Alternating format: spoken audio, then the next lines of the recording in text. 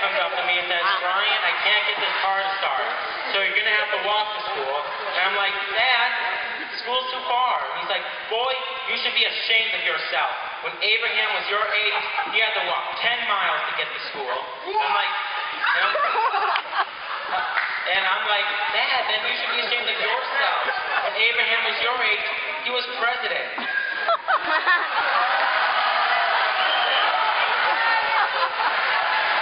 Now, early in the year, when I went to math class, the teacher gave us our math book, and I'm looking at the math book, and I noticed something wrong with it, so I go to tell the teacher. She looks at it and says, okay, what's the problem? And I'm like, that's it. There's too many problems.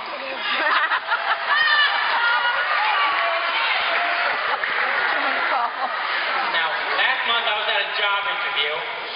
Things were going great with the manager. And after the interview was over, the manager says, Brian, we have an opening for some of your talent. And I'm like, great. When do I start? He says, you don't. I was referring to the exit. Now, today in class, the teacher gets up and starts walking around. She says, class, I want you to stand up if you think you're an idiot.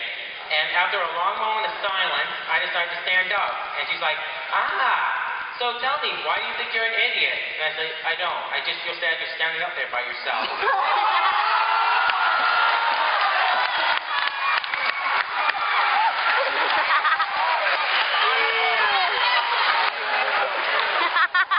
Now, a few hours ago, I'm walking in the hallway, and this police officer's daughter comes up to me and slams me against the locker.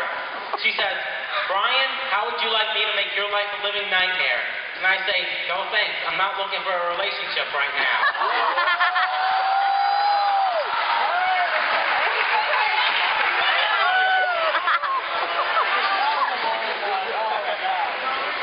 Weddings. I hate weddings.